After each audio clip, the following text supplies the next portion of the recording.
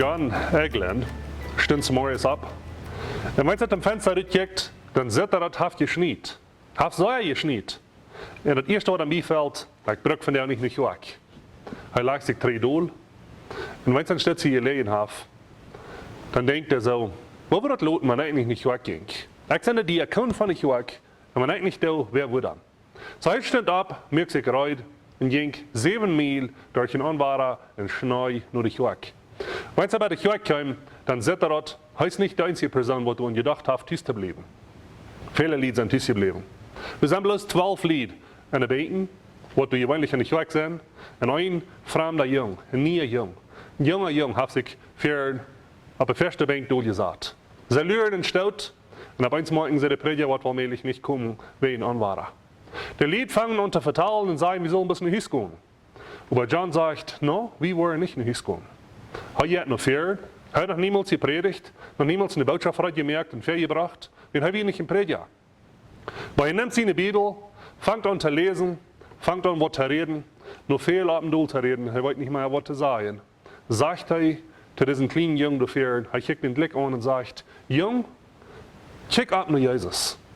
Kick ab nur Jesus. Kick ab nur Jesus, Jung. 3-mal sagt er dort, und er weiß nicht mehr, was zu sagen. Den Tag, wenn die Menschen in die Hüs gehen, und einmal diesen kleinen Jungen vertalt, nimmt der Junge Jesus an. Sein Leben verändert sich. Er bekehrt sich.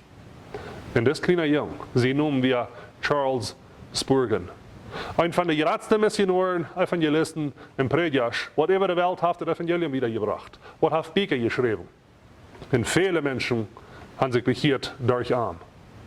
Wenn John wird Tisch geblieben, wenn er hat gesagt, er kann niemals eine Botschaft gebracht, er kann niemals vor den Menschen geredet, würde Charles sich den Sinn nach allmählich nicht bekehrt haben.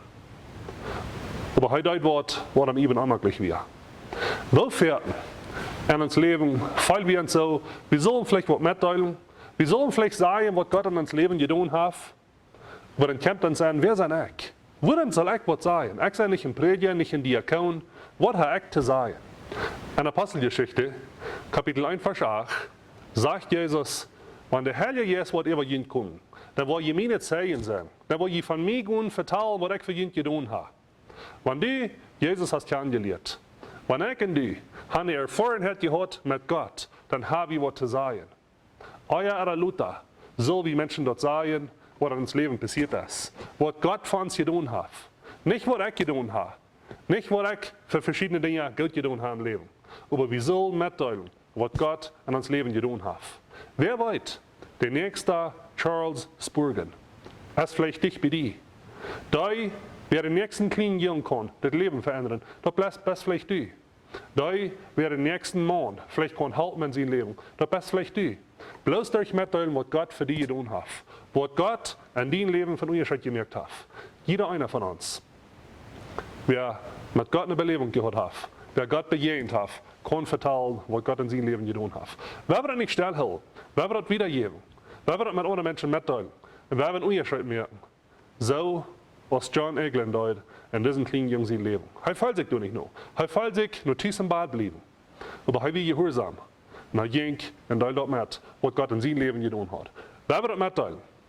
Möchtet nächstes Jahr, 2021, ein Jahr sein, wo wir uns Brücken loten von Gott und wir einfach ein Instrument sein in seine hängen, zum sagen, was er in deinem Leben getan hat. Gottes Segen.